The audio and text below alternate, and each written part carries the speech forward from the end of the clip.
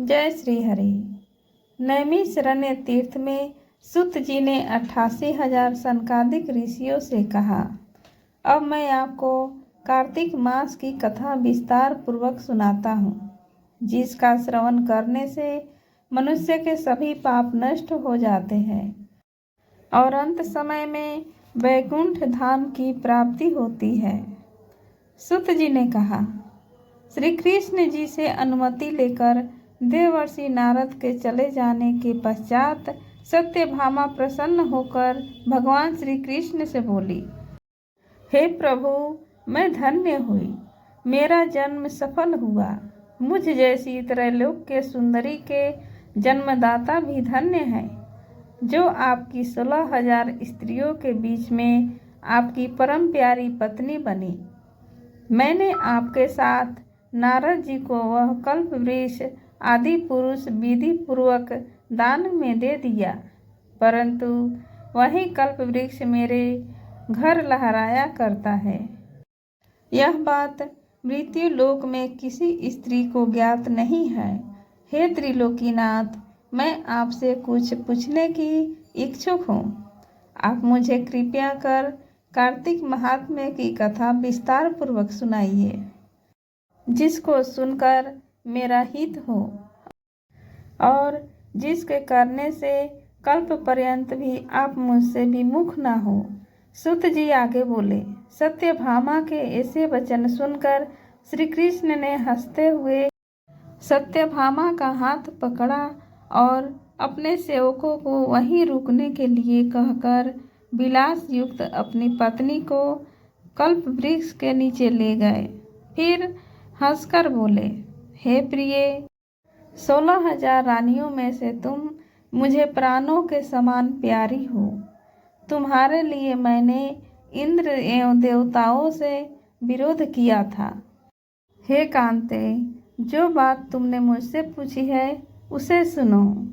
एक दिन मैंने तुम्हारी इच्छा पूर्ति के लिए गरुड़ पर सवार होकर इंद्रलोक जाकर कल्प वृक्ष मांगा। इंद्र द्वारा मना किया जाने पर इंद्र एवं गरुड़ में घोर संग्राम हुआ।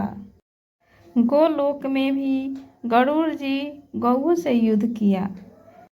गरुड़ की चोट से उनके कान एवं पूंछ कटकर गिरने लगे, जिससे 3 वस्तुएं उत्पन्न हुई। कान से तंबाकू, पूंछ से गोभी और रक्त से मेहंदी बनी। इन तीनों का प्रयोग करने वाले को मोक्ष नहीं मिलता। तब गौओं ने क्रोधित होकर गरुड़ पर वार किया, जिससे उनके 3 पंख टूटकर गिर गए।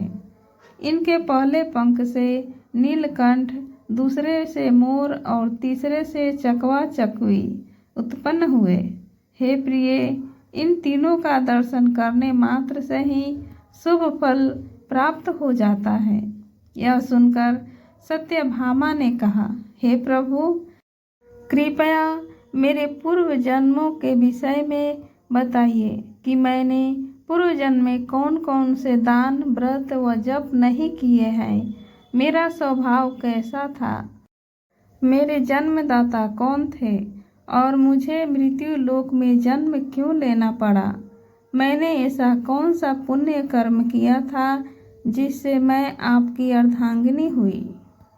श्री कृष्ण ने कहा, हे प्रिय, अब मैं तुम्हारे द्वारा पूर्व जन्म में किए गए पुण्य कर्मों को विस्तार पूर्वक कहता हूँ, उसे सुनो।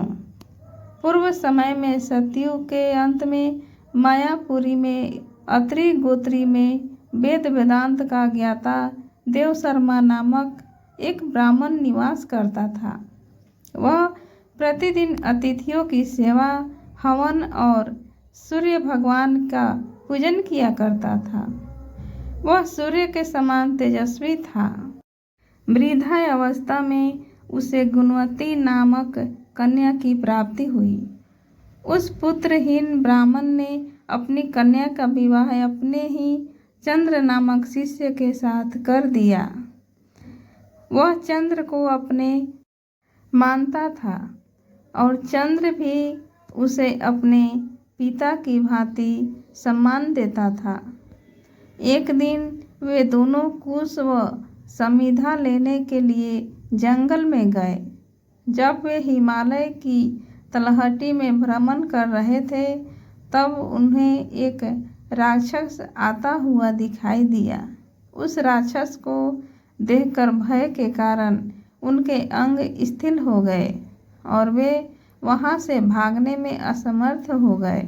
तब उस काल के समान राक्षस ने उन दोनों को मार डाला। वो दोनों धर्मात्मा थे, इसीलिए मेरे पार्षद मेरे वैकुंठ धाम ले आए। उन दोनों द्वारा आजीवन सूर्य भगवान की पूजा किए जाने के कारण मैं दोनों पर अति प्रसन्न हुआ। गणेश जी, शिव जी, सूर्य व देवी, इन सबकी पूजा करने वाले मनुष्य को स्वर्ग की प्राप्ति होती है। मैं एक होता हुआ भी काल और कर्मों के भेद से 5 प्रकार का हूँ। जैसे एक देवदत्त, पिता, भ्राता आदि नामों से पुकारा जाता है। जब वे दोनों विमान पर आरूढ़ होकर सूर्य के समान तेजस्वी, रूपवान, चंदन की माला धारण किए हुए मेरे भवन में आए, तो वे दिव्य भोगों को भोगने लगे। अगर हमारी वीडियो आपको अच्छी लगी हो तो हमारे वीडियो को लाइक करें, चैनल को सब्सक्राइब करें। अगर आप फेसबुक पर हैं तो फॉलो करें। जय श्री हरि। मिलते हैं दूसरे वीडियो।